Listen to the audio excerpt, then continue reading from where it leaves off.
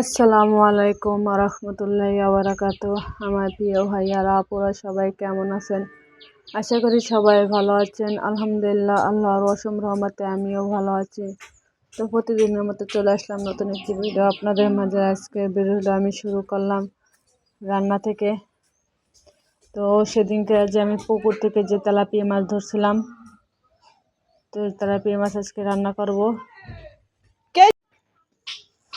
আর tilapia মাছটা হচ্ছে জান্নাতি খাবার। আমি আগে কোনো সময় জানতাম না, সেদিনকে আমি শুনলাম যে তেলাপিয়া মাছটা নাকি জান্নাতি খাবার। সব মাছের থেকে হয়েছে তেলাপিয়া মাছটা।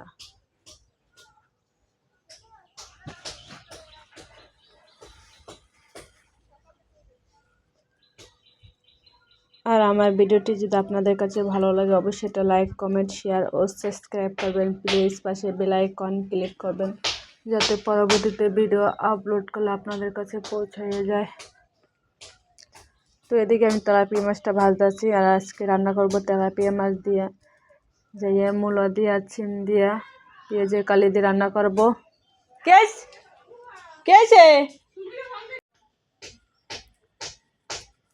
আর পাতাকপি ভাজি করব। তো পাতাকপি আগে ভাজি করা হয়ে গেছে আমার, সেই ভিডিওটা আমি আর করিনি। আর এই যে এদিকে আমি মশলাটা কষাই দিয়ে তরকারিটা কষাচ্ছি, সাথে ডাল চচ্চড়ি হবে। কেছে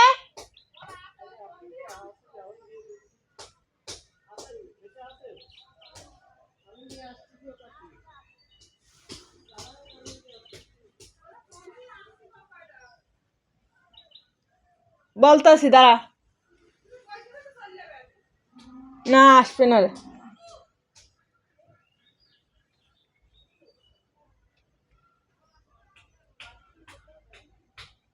তো এখন তেলাপিয়া মাছটা উপরে থেকে আমি দিয়ে দিতেছি।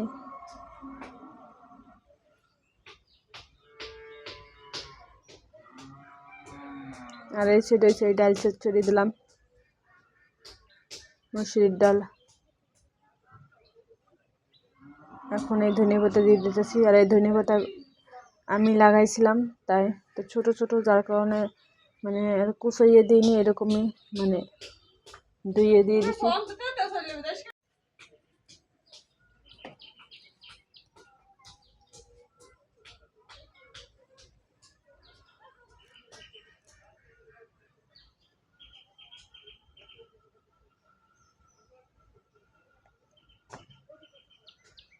তো আজকে আবার আমার মেজ বোনের মেয়ে আসার কথা শুনছিলাম,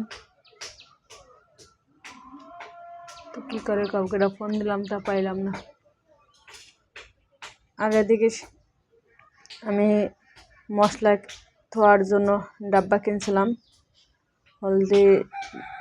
হলদির ডাব্বা, মরিচের ডাব্বা, লবণের ডাব্বা, সাথে একটা জগ কিনছিলাম, তারপরে একটা সাবানের কেস কিনছিলাম, আর কি কিনছিলাম, একটা বল কিনছিলাম। আর এটা হচ্ছে আমাদের বাড়ির সামনের রাস্তা, কত সুন্দর দৃশ্য, গ্রামের আঁকাবাঁকা রাস্তা। তা আমাদের বাড়ি পর্যন্ত ইটের রাস্তা আছে, আর এই বাড়ির রাস্তা ইটের রাস্তা থুয়ে সামনে এইটুকু।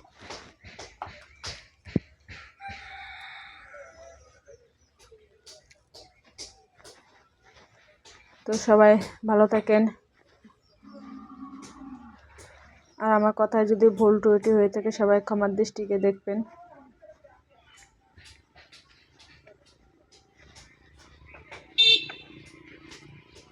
আর একটা ফল দেখাবো, ফলটা কে বলতে পারে নামটা, এই যে ফলটা, অবশ্যই কমেন্ট করে জানাবেন কি ফল এটা।